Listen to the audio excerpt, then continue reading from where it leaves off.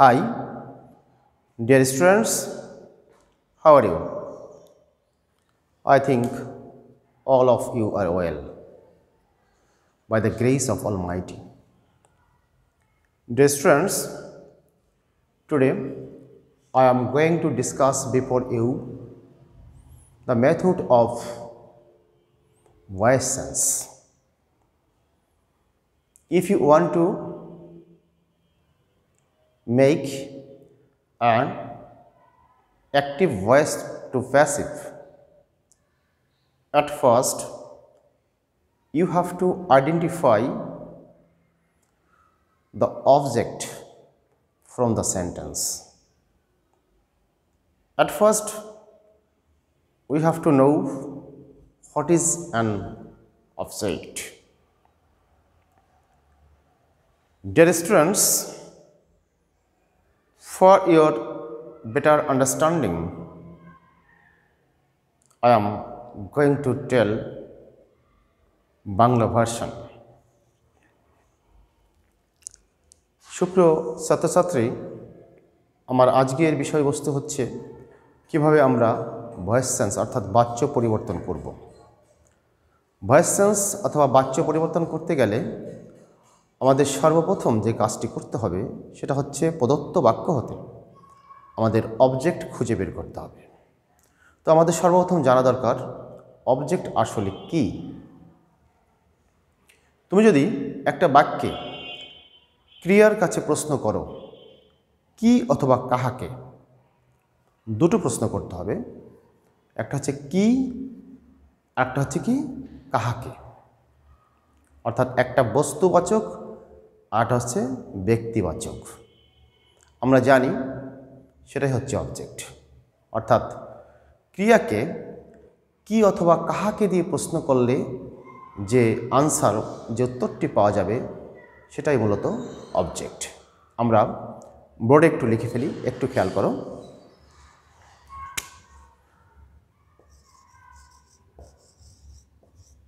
Object, আমরা এটাকে যদি শ্রেণীবিন্যাস করি অবজেক্টকে, তাহলে আমরা পাই নাম্বার 1 ডিও অর্থাৎ ডিরেক্ট অবজেক্ট। আমরা সংক্ষিপ্তভাবে লিখলাম ডিও। নাম্বার 2 আইও অর্থাৎ indirect object, direct object, indirect object. এখন আমাদের বুঝতে হবে কোনটি ডাইরেক্ট আর কোনটি ইনডাইরেক্ট অবজেক্ট। আমরা একটা এক্সাম্পলের মাধ্যমে আমরা বিষয়টা ক্লিয়ার হব। একটু খেয়াল করো।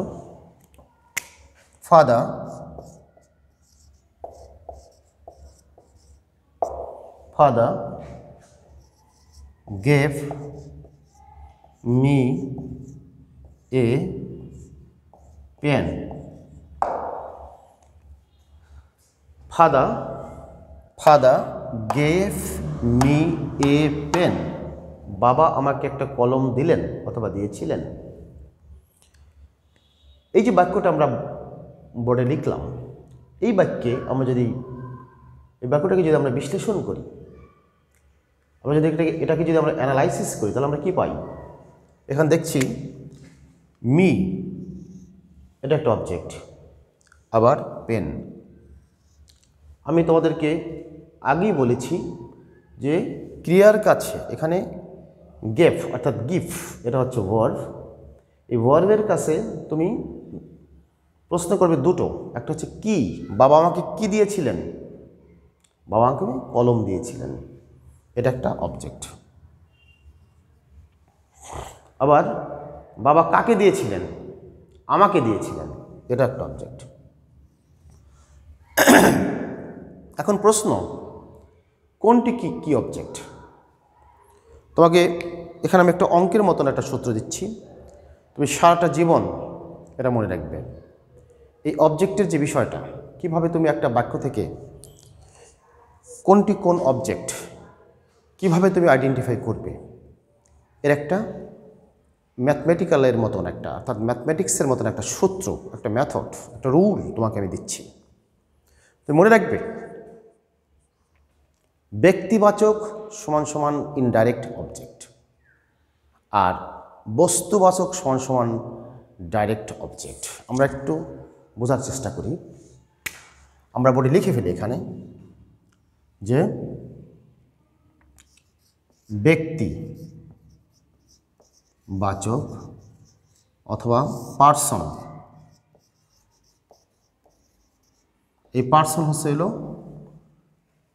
আমাদের আইও অর্থাৎ ইনডাইরেক্ট অবজেক্ট। আমরা ইনডাইরেক্ট অবজেক্টকে আমরা সংক্ষিপ্ত আকারে বলবো আইও, ইনডাইরেক্ট অবজেক্ট। আর বস্তুবাচক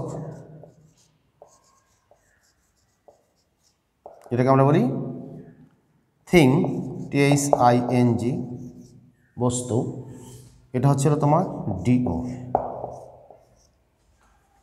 তাহলে আমরা বুঝতে পারছি যে ব্যক্তিবাচক অর্থাৎ এখানে ব্যক্তিবাচক হচ্ছে হলো কি মি হচ্ছে এখানে ব্যক্তিবাচক, আমাকে, এটা ব্যক্তিবাচক। তাহলে এটা হচ্ছে হলো ব্যক্তিবাচকটা কি আইও, তাহলে এটাকে আমরা এখানে আই লিখে দিলাম। আর পেন হচ্ছে কলম, এটা বস্তুবাচক, এটা হচ্ছে হলো ডিও। তাহলে সুপ্রিয় ছাত্রছাত্রীরা, আমরা এত সময় আলোচনায় শিখলাম যে এক প্রদত্ত বাক্য হতে আমরা কিভাবে অবজেক্ট আইডেন্টিফাই করব, কোনটি কোন অবজেক্ট সেটা আইডেন্টিফাই করব। সাধারণত একটা বাক্যে আইও অর্থাৎ ব্যক্তিবাচক ইনডাইরেক্ট অবজেক্টটি একটা বাক্যে প্রথম বসে। একটা বাক্যে যদি দুটো অবজেক্ট থাকে, একটা বাক্যে একটা অবজেক্টও থাকতে পারে, সেটা সিঙ্গেল অবজেক্ট। আবার যদি একটা বাক্যে দুটো অবজেক্ট থাকে সেটা হচ্ছে ডাবল অবজেক্টস। সাধারণত একটা বাক্যে যদি দুটো অবজেক্ট বসে তবে সাধারণত আইও অর্থাৎ ইনডাইরেক্ট অবজেক্টটা আগে বসে, আর যেটা ডিরেক্ট অবজেক্ট সেটা সাধারণত পরে বসে। অবশ্যই তোমরা বুঝতে পেরেছো। এবার আমরা একটা ভয়েস চেঞ্জের দিকে আমরা যাব, কিভাবে আমরা ভয়েস চেঞ্জ করতে পারি। আমরা এগুলো একটু মুছে ফেলছি।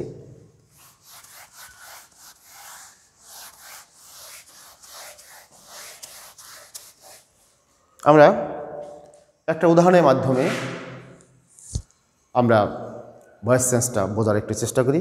কিভাবে আমরা একটা বাক্য হতে আমরা অবজেক্ট খুঁজে বের করে আমরা কিভাবে ভয়েস চেঞ্জ করতে পারি, অর্থাৎ অ্যাক্টিভ থেকে আমরা কিভাবে প্যাসিভ বাচ্য পরিবর্তন আমরা করতে পারি। আমরা একটা উদাহরণ লিখছি। আমরা যে উদাহরণটা লিখেছিলাম যে ফাদার gave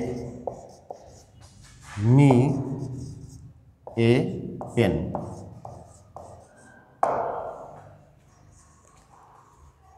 আমরা অন্য একটা উদাহরণের মাধ্যমে বুঝি।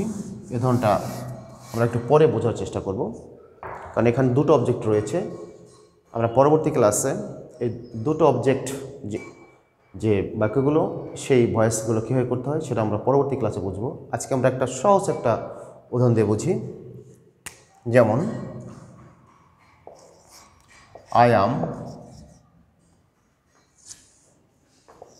drinking water, অর্থাৎ আজকে আমি শেখাচ্ছি সিঙ্গেল অবজেক্ট। একটা প্রদত্ত বাক্যে সিঙ্গেল অবজেক্ট থাকলে সেটাকে কীভাবে আমরা ভয়েস করব এই বিষয়টা। আর আমি যে প্রথম যে বাক্যটা লিখে ফেলেছিলাম ওটা আসলে ডাবল অবজেক্টের বিষয়, ওটা একটু অন্যরকম, আমরা পরবর্তী ক্লাসে সেটা শিখব। এখানে আমাদের ভয়েস করতে হবে বাক্যটা আই অ্যাম ড্রিঙ্কিং ওয়াটার, আমি পানি পান করছি। এ বাক্যে আমরা অবজেক্টটা খুঁজে বের করব। আমি কি পান করছি, ক্রিয়ার কাছে প্রশ্ন করতে হবে। পান করা হচ্ছে এখানে ড্রিঙ্কিং, এটা হচ্ছে আমাদের ক্রিয়া। তাহলে এটার কাছে আমি প্রশ্ন করলাম যে আমি কি পান করছি, আমি পানি পান করছি। তাহলে ওয়াটার এটা হচ্ছে কি অবজেক্ট। তাহলে ভয়েস চেঞ্জ করতে হলে অবজেক্ট সর্বদা সাবজেক্ট হয়ে যাবে। প্রদত্ত বাক্যে যে অবজেক্ট সেটা সাবজেক্ট হয়ে যাবে, আর যেটা সাবজেক্ট আছে সেটা হয়ে যাবে কি অবজেক্ট। ওকে, তাহলে আমরা ওয়াটার এখানে অবজেক্ট, আমরা সর্বপ্রথম এটাকে সাবজেক্ট বানালাম। ওয়াটার এবারে আমাদের টেন্সের দিকে যেতে হবে। এটা হচ্ছে present continuous tense. I am drinking water, আমি পানি পান করছি বা করিতেছি, অর্থাৎ যে কাজটি বর্তমানে চলছে, চলমান, সেটা হচ্ছে প্রেজেন্ট কন্টিনিউয়াস টেন্স। এই প্রেজেন্ট কন্টিনিউয়াস টেন্সের ক্ষেত্রে ভয়েস চেঞ্জ করতে হলে আমাদের অ্যাম বিং, ইজ বিং এগুলো ব্যবহার করতে হবে, অথবা আর বিং, এই তিনটার যে কোনো একটা ব্যবহার করতে হবে। সেটা সাবজেক্ট অনুযায়ী, অবজেক্ট অনুযায়ী আমাদের ব্যবহার করতে হবে। তাহলে ওয়াটারের পরে আমরা ইজ বিংটা ব্যবহার করব। তাহলে water is being, is being. এবারে ভয়েস চেঞ্জের নিয়মই হচ্ছে আমরা যদি প্যাসিভ করতে হয়, সর্বদা ভার্বের 3 নাম্বার যে ফর্মটা আছে, অর্থাৎ পাস্ট পার্টিসিপল। পাস্ট পার্টিসিপল একটা ভার্বের আমরা সাধারণত জানি যে একটা ভার্বের সাধারণত 3টা ফর্ম থাকে, present form, past form, past participle form. Drink, drank, drunk, অর্থাৎ ড্রিঙ্কের 3 নাম্বার হচ্ছে ড্রাঙ্ক, DRUNK। তাহলে water is being drunk, DRUNK, drunk by. আমরা বাইটা ব্যবহার করলাম কেন? ভয়েস সেন্সে এজেন্ট হিসাবে বা প্রতিনিধি হিসাবে আমাদের বাই ব্যবহার করতে হয়, তাই এখানে আমরা বাই ব্যবহার করেছি। কোনো কোনো ক্ষেত্রে আবার বাইয়ের পরিবর্তে, কোনো কোনো ভার্বের ক্ষেত্রে বাইয়ের পরিবর্তে অন্য কোনো কিছু ব্যবহার করা লাগতে পারে। যেমন আমরা একটা শব্দ বলি, একটা ওয়ার্ড বলি, KNOW, নো, নো মানে চেনা বা জানা। এই নো শব্দটার ক্ষেত্রে আমাদের বাই ব্যবহার করলে চলবে না, এখানে টু ব্যবহার করতে হবে। যেমন আই নো হিম, আমি তাকে চিনি, he is known to me, এখানে he is known by me, এটা ইনকারেক্ট। ওকে, তাহলে এখানে আমাদের এই যে টু বা বাই বা উইথ, বিভিন্ন ক্ষেত্রে আমরা বিভিন্ন ভার্বের ক্ষেত্রে বিভিন্ন এজেন্ট আমরা ব্যবহার করে থাকি, তবে ম্যাক্সিমাম ক্ষেত্রে আমাদের এজেন্ট হিসেবে বাই ব্যবহার করতে হয়। আমরা এখানে বাই ব্যবহার করলাম, বাই, আর এখানে এই আই হচ্ছে সাবজেক্ট, তা আইয়ের অবজেক্ট হচ্ছে কি মি, বাই মি। আমি যে উদাহরণটা দিয়েছিলাম, আই নো হিম, আমি তাকে চিনি অথবা আমি তাকে জানি। এই প্রদত্ত বাক্যে হিম, এটা হচ্ছে ব্যক্তিবাচক একটা অবজেক্ট, আর উপরটা ছিল বস্তুবাচক অবজেক্ট। আমরা আগেই অবজেক্টের শ্রেণীবিন্যাস করেছি, ক্লাসিফিকেশন আমরা শিখেছি। তো হিম, এটার সাবজেক্ট হচ্ছে হি, আমরা নিয়ে আসলাম হি, অর্থাৎ অবজেক্টকে আমরা সাবজেক্ট করলাম। তাহলে হি, এটা হচ্ছিল I know him, present indefinite tense. Present indefinite টেন্সে আমরা কি ব্যবহার করব? এখানে আমরা ব্যবহার করব কি ইজ, এম অথবা আর। এম, ইজ, আর, এই 3টা আমরা ব্যবহার করব। তাহলে আমরা হির পরে ইজ ব্যবহার করব, হি ইজ। আর এই যে নো, এই নো এর 3 নাম্বার ফর্ম হচ্ছে নোন, KNOWN, KNOWN, নোন। এই নো ভার্বের ক্ষেত্রে কিন্তু বাই এজেন্ট হিসেবে ব্যবহার করা যাবে না, এখানে কি ব্যবহার করতে হবে? টু, টু, এই আই সাবজেক্ট হয়ে যাবে অবজেক্ট মি। তো সুপ্রিয় ছাত্রছাত্রীরা, আমাদের অনলাইন ক্লাস চলমান। আমরা সরকারি রাজুর ডিগ্রি কলেজের পক্ষ হতে আমি বিকাশ বিশ্বাস, ইংরেজি প্রভাষক, তোমাদের সকলকে স্বাগতম, সুস্বাগতম জানাচ্ছি।